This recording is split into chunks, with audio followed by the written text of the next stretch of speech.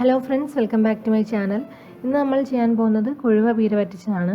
കൊഴുവയ്ക്ക് ചൂടയെന്നും നെത്തോലി എന്നൊക്കെ പറയും. അപ്പോൾ അതിൻ്റെ അരപ്പ് ആദ്യം തയ്യാറാക്കണം. അതിന് വേണ്ടിയിട്ട് ഞാനിവിടെ 6-8 പീസ് ചെറിയ ഉള്ളി എടുത്തിട്ടുണ്ട്, ഒരു ചെറിയ വെളുത്തുള്ളിയുടെ പീസ് എടുത്തിട്ടുണ്ട്, ഒരു ചെറിയ കഷ്ണം ഇഞ്ചി, പിന്നെ എരിവിന് ആവശ്യത്തിന് ഒരു പച്ചമുളകും എടുത്തിട്ടുണ്ട്. ഇനി തേങ്ങ തിരികെ 1 കപ്പാണ് ചേർത്ത് കൊടുക്കുന്നത്. ഇനി ഇതിലേക്ക് 1/4 ടീസ്പൂൺ മഞ്ഞൾപ്പൊടി, 1/4 ടീസ്പൂൺ നല്ല ജീരകം പൊടിച്ചത്, 1 ടീസ്പൂൺ മുളക് പൊടിയും കൂടി ചേർത്ത് കൊടുക്കാം. എന്നിട്ട് ഇതിനെ നന്നായിട്ടൊന്ന് പൊടിച്ചെടുക്കാം. മിക്സിയുടെ ചെറിയ ജാറിലിട്ട് പൊടിച്ചെടുത്താൽ മതി. ഞാനിപ്പോൾ ചോപ്പറാണ് യൂസ് ചെയ്യുന്നത്. ഇപ്പോൾ നമ്മുടെ അരപ്പ് തയ്യാറായിട്ടുണ്ട്. ഇനി ഇത് നമുക്ക് മീനിലേക്ക് ചേർത്ത് കൊടുക്കണം.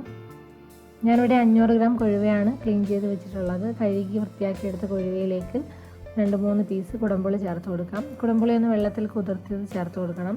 ആവശ്യത്തിനുള്ള ഉപ്പും കൂടി ചേർത്ത് കൊടുക്കണം. എന്നിട്ട് നമ്മൾ നേരത്തെ തയ്യാറാക്കി വെച്ചിരിക്കുന്ന അരപ്പ് കൂടി ചേർത്ത് കൊടുക്കാം. ഇനി ഇതിലേക്ക് 1/2 കപ്പ് വെള്ളം കൂടി ചേർത്ത് കൊടുക്കാം. കറിവേപ്പില ഉണ്ടെങ്കിൽ ആവശ്യത്തിന് കറിവേപ്പിലയും കൂടി ചേർത്ത് കൊടുത്തിട്ട് നന്നായിട്ടൊന്ന് കൈകൊണ്ട് മിക്സ് ചെയ്തെടുക്കണം.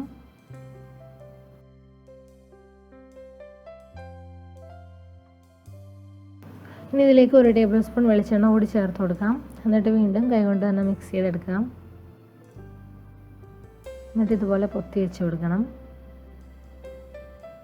ഇനി ഇതിനെ നമുക്കൊരു മീഡിയം ഫ്ലെയിമിൽ വെച്ചൊന്ന് അടച്ചു വെച്ച് കുക്ക് ചെയ്തെടുക്കണം. ഇപ്പോൾ മീനൊക്കെ ഒരുവിധം വെന്ത് വന്നിട്ടുണ്ട്, വെള്ളമെല്ലാം ഇറങ്ങി വന്നിട്ടുണ്ട്. ഇനി ഇതിനൊന്ന് മിക്സ് ചെയ്തെടുക്കണം. അതിനുവേണ്ടി ചട്ടി ഇതുപോലെ ഒന്ന് ഷേക്ക് ചെയ്ത് കൊടുക്കാം. സ്പൂൺ കൊണ്ട് ഇളക്കിയാൽ മീനെല്ലാം പൊടിഞ്ഞു പോകും. അപ്പോൾ ചെറുതായിട്ട് ഇതുപോലെ ഒന്ന് ഇണക്കി കൊടുത്താൽ മതി.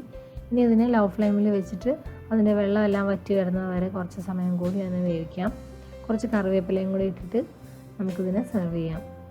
അപ്പോൾ എല്ലാവർക്കും റെസിപ്പി ഇഷ്ടമായെന്ന് വിചാരിക്കുന്നു. ഇഷ്ടമായ ലൈക്ക് ചെയ്യുക, കമൻറ്റ് ചെയ്യുക, ഷെയറും ചെയ്യുക. ആദ്യമായിട്ടാണ് ചാനൽ കാണുന്നതെങ്കിൽ സബ്സ്ക്രൈബ് ചെയ്യാനും മറക്കരുത്. വേറൊരു റെസിപ്പിയുമായിട്ട് വീണ്ടും കാണാം. Thank you for watching. By.